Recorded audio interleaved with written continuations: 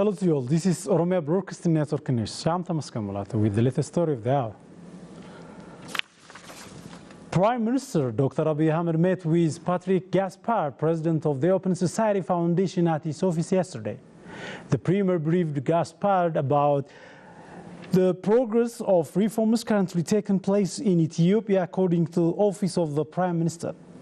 Gaspard, for his part, expressed his admiration of the developments underway in the country.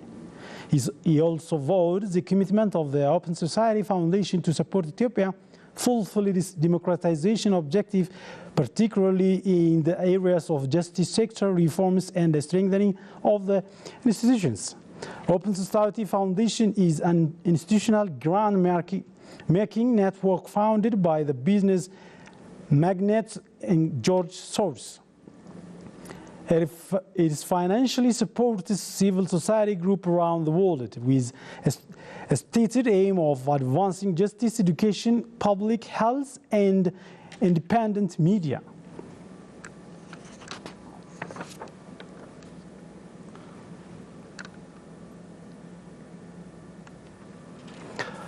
Voluntary Day has been marked in Finifine City under the theme "Let us create the society who gives solution for the problem." Let us research the story. The Global Voluntary Day has been marked in Finifine City at the United Nations Economic Commission for Africa through panel discussion under the theme "Let us create a society which helps the needy by voluntary service." Voluntary organizations such as Ethiopian Red Cross Society attended the event. On the occasion, recognition has been given to the persons who have done fruitful works in this regard. Director of Youth Mobilization and Participation with the Ministry of Women, Children and Youth Affairs, Matias Asafa, said, with the voluntary work done over the last 5 years, 50 billion per government expenditure was saved. He noted that the voluntary service has great contribution in strengthening social relations, in addition to helping the economy to grow. During the summer season, we've participated 13.5 million youths into voluntary work throughout the country. Due to this, it was possible to save 4.6 billion from expenditure. Various works that bring economic growth were done.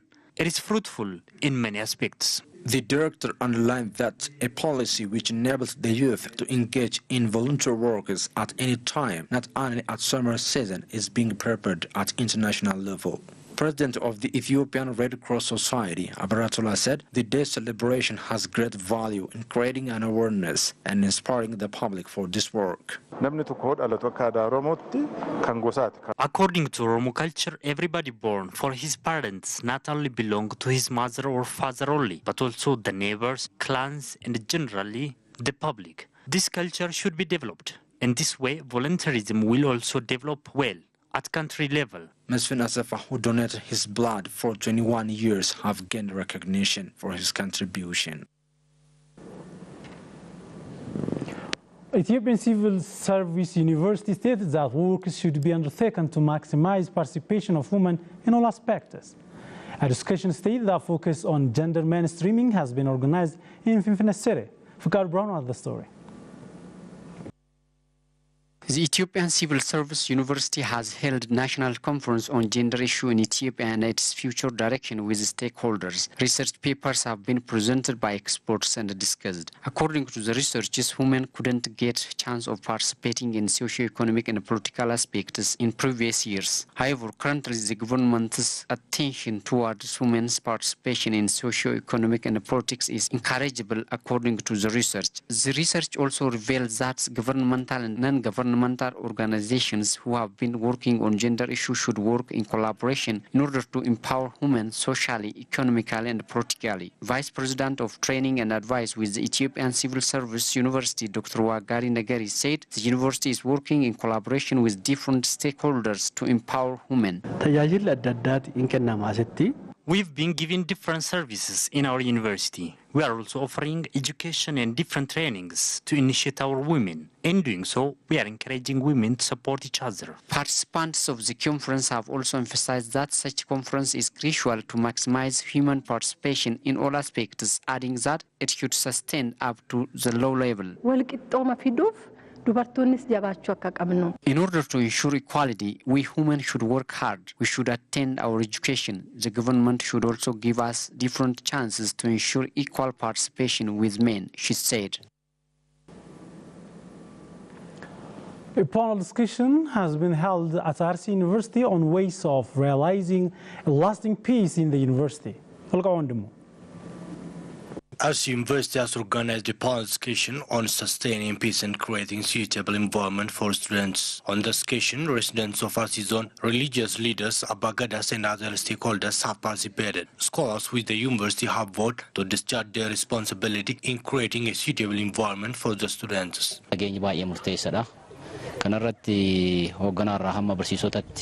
Peace is very important. Our students have the willing to study qualified education. Every trainee should graduate with enough knowledge and ability on this qualification. We are strongly working on this. We have rearranged their environment in the campus, starting from their dormitory to the class. Everything has been changed and rearranged so as to create conducive environment for the students. I hope they are feeling at home. President of RC University, Dr. Uguma Dunya, noted that the students should give priority for their education and sustain the peaceful environment.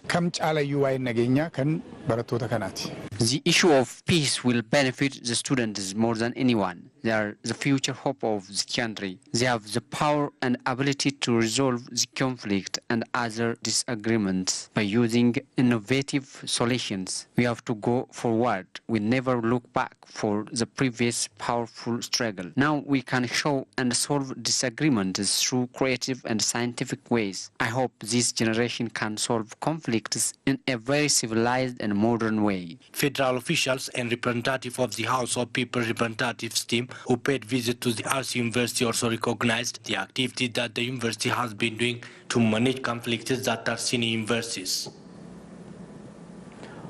Ethiopian Airlines inaugurated flights to Manchester, its second destination in the UK next to London.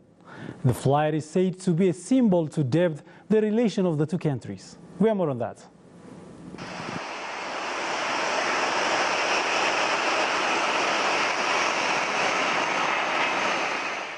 Ethiopian Airlines yesterday inaugurated flights to Manchester, its second destination in the UK next to London. The inaugural ceremony was graced by the presence of Mr. Susanna Moorhead, Ambassador of the UK to Ethiopia, Chief Executive Officer of Ethiopian Airlines, Mr. Tolda Gabramariam, dignitaries and invited guests. According to the statement of the airlines, the 4 weekly flights to Manchester will be operated by the ultra-modern Boeing 787 Dreamliner. The inaugural flight to Manchester is the strong symbol of the depth and the breadth of the relation between Ethiopia and the UK, said Mr. Sana Moorhead. Chief Executive Officer of Ethiopian Airlines, Tawalda Gabramariam, on his part said Ethiopia have been flying to London since 1973, more than 46 years. So we are not new to the UK market, but we are very happy to expand our service closer to the customer in Manchester now. Over the years, Ethiopian has been operating new routes, including to Europe, which it is currently serving with 51 flights a week. It is finalizing preparation to start service to the European countries, including Moscow. Ethiopia is the fastest growing airlines in Africa. In the 17+ years of operation, it has become one of the continent's leading carriers and rivaled in efficiency and operational success. Ethiopian commands the lion's share of the Pan-African passenger and cargo network, operating the youngest and most modern fleet to more than 117 international passengers and cargo destinations across 5 continents.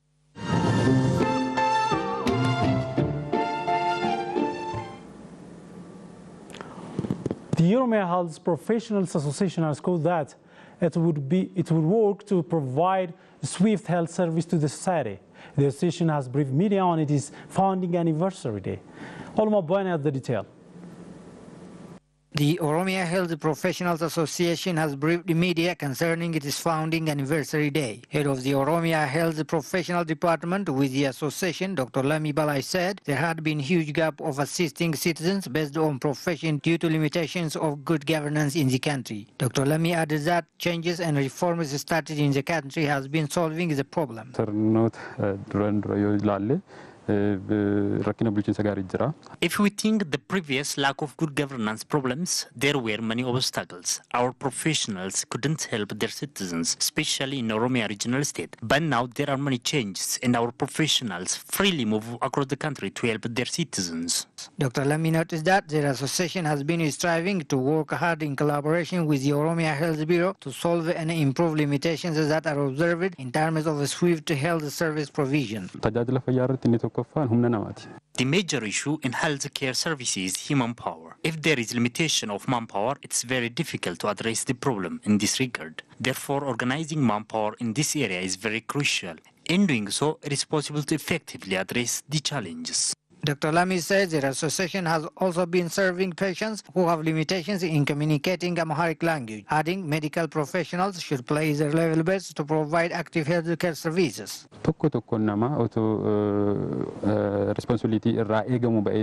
If each of us work responsibly, then we can improve many problems in the sector. We are also ready to work with the Oromia Health Bureau to keep health of our people. A research finding reveals that Borana cattle species would be highly demanded in the international market. The Oromia Fish and Livestock Development Agency announced that it will hybridize the cattle species. Suricha Kapanicha has more on that. Different data and research shows that Borana cattle species are one of the highly demanded at international market for meat production. These Borana cattle, also known by their high resistance to heat, ticks, and eye diseases. Other researchers' findings reveal that these cattle can endure a scarcity of water and are able to live where there is low quality of food. Nowadays, the cattle has been exporting and well known in the countries like Australia, Kenya, Zambia, and other Caribbean countries. Dr. Kafanifa, head of Oromia Livestock Agency, stated that his agency has given due attention for Borana cattle as they are the identity of this country. Sanyin horii Booranaa jechuun signeecharii biyya kanaati. Identity Borana. Borana cattle are the identity of Borana Oromo. They are the symbol of this country. These cattle species are believed first existed in Borana, Oromia. Due to this reason, we have planned to work attentively in this center. Dr. Godana Haro, General Manager of Borana Cattle Rearing Center for Spar, said that works are well in progress to increase the number of these cattle and their demand at the country and at international market.